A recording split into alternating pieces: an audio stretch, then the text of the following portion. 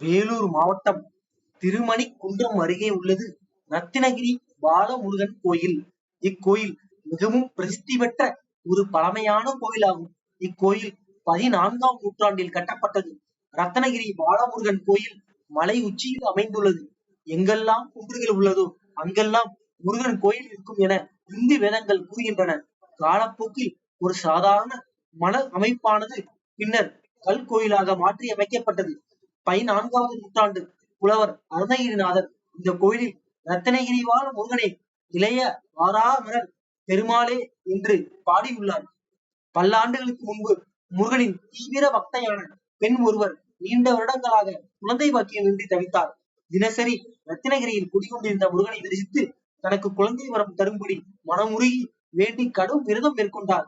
ஒரு நாள் அவர் தனிமையில் யாரும் இல்லாத வேளையில் ரத்தினகிரிக்கு வந்து முருகனை நீண்ட நேரம் வணங்கி தனது குறையை கூறி கண்ணீர் விட்டு சுவாமியை வலம் வந்தார்.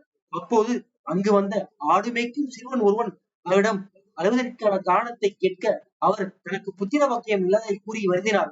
அவர் கூறியதை பொறுமையுடன் கேட்ட அச்சிறுவன் கோயிலில் இருந்த யூதியை எடுத்து அவரிடம் கொடுத்துவிட்டு பக்தியுடன் சாமியை வலம் வரும்படி கூறினான். அதன்படி அப்பன் பக்தை இவ்வூதியை பெற்றுக்கொண்டு சுவாமியை வலம் வந்தார். சுவாமியை ஒரு முறை வலம் வந்த அவர் தன்னிடம் விபூதி கொடுத்த சிறுவனை காணாது அறிந்தார்.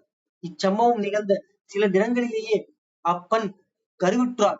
அதன் பின்னரே அவரிடம் ஆடு மேய்க்கும் சிறுவனாக வந்து பேசியது முருகப்பெருமான் என அறிந்து கொண்டார். அந்த பெண் முருகனே நேரில் வந்து பெண் பக்தையாக அருள் புரிந்து அற்புதம் நிகழ்த்திய சிறந்த தலம் இதுவாகும். ரத்தினகிரி பாலமுருகன் கோயிலில் மகா சண்டியாஜ பூஜை மிக விமர்சையாக நடத்தப்படுகிறது. ஒவ்வொரு வாரமும் ஆயிரக்கணக்கான பக்தர்கள் இக்கோயிலுக்கு சென்று சுவாமி தரிசனம் செய்கின்றனர். இரவில் அர்த்தஜாம பூஜையில் அவருக்கு பாலை நிவேதனமாக படைக்கின்றனர். கோவிலின் அடிவாரத்தில் துர்க்கைக்கு தனி சன்னதி உள்ளது.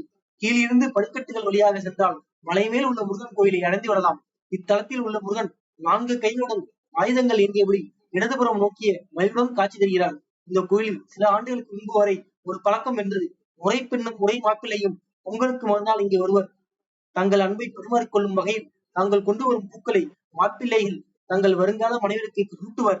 குழந்தை பாக்கியம் தரும் மிக புண்ணியமான தலமாக ரத்தினகிரி பாலமுருகன் கோயில் இன்று கருதப்படுகிறது.